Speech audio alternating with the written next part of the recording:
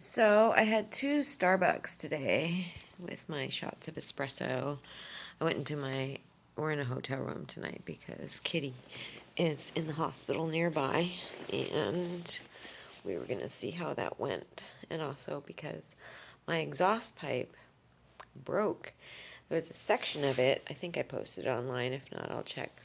But there was a section of it that was good and factory, and then this one section, and then the rest was factory.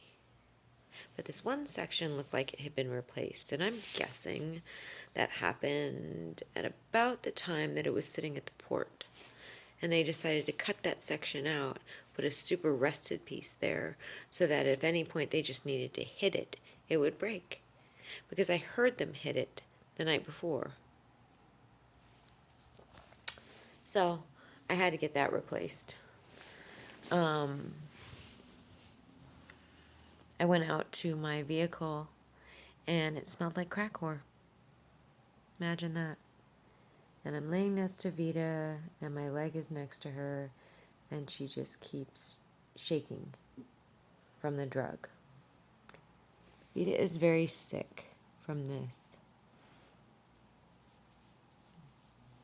You see that?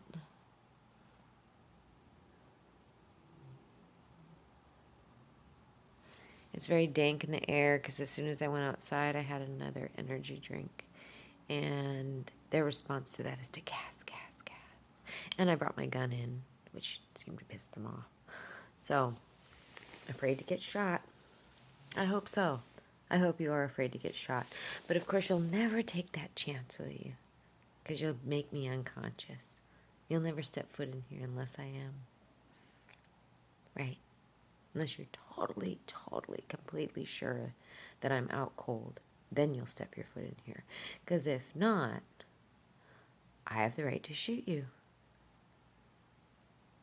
And it wouldn't go down quite as fun as maybe other places. This is a hotel. There's other guests here. I'm sure they haven't filled the entire hotel with their friends, and a gunshot would be loud and wake people up. And the person working at the front desk would call 911. He'd have to. So, because if he didn't and somebody else did, that would look really bad. So it's not really what they want. So they'll have to be really, really sure.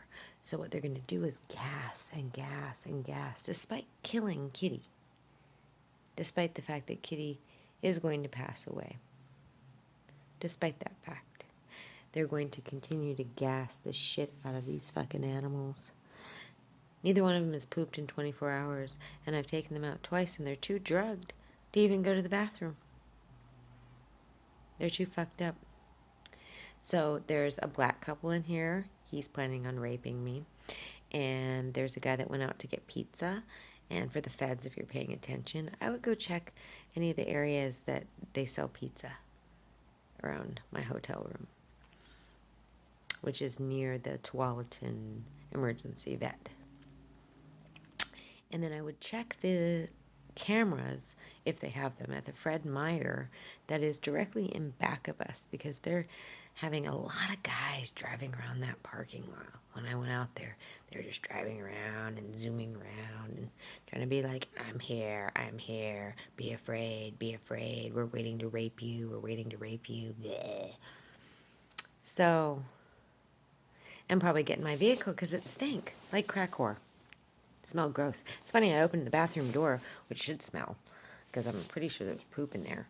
But that actually smelled better than my vehicle, because she and or her friends had been in my vehicle. And for some reason, like right now, she could be taking a shower and making herself not be disgusting and stinky. But it really comes from the inside with her. So I would say for any police or feds that are looking, not only is she 4'10", about 85 pounds, with long, probably, brown hair. I can't see her parting with that, although she could have cut her hair to look like mine. Because she does wear my clothes, and she's still doing that parading around and trying to look like me thing. But now, you can add to that someone who just cannot not stink like death. Like shit. Yeah, you'd be amazed. That vehicle, I don't know if you can see it. It's come in and out a lot in the past, whatever. There's two work vehicles. There's a Penske work truck here that it seemed a little suspicious, but not sure. There's a white SUV, and that was why I would kind of think about the Penske work truck because it's parked next to the white SUV. The white SUV is definitely a vehicle I see following me around all the time. There's an orange like sports car Trans Am driven by a guy that looks like kind of a motorcycle gang dude. And yeah, the guy that went and got pizza looked like kind of a Hispanic dude. Not really sure. Um, there was a trashy white couple, a fat ugly bitch, and then a fat ugly dude, and they parked next to my vehicle, and then they came inside, and then they went back out and left. I'm really tired of drug addicts. I really am. And I think society is going to get to a point, especially because they're becoming worse and worse and worse. And I think society is going to get to the point where we're just going to want to see them die. And I really hope that they stop reviving heroin addicts. I really do. I think that's a gross misuse of our resources.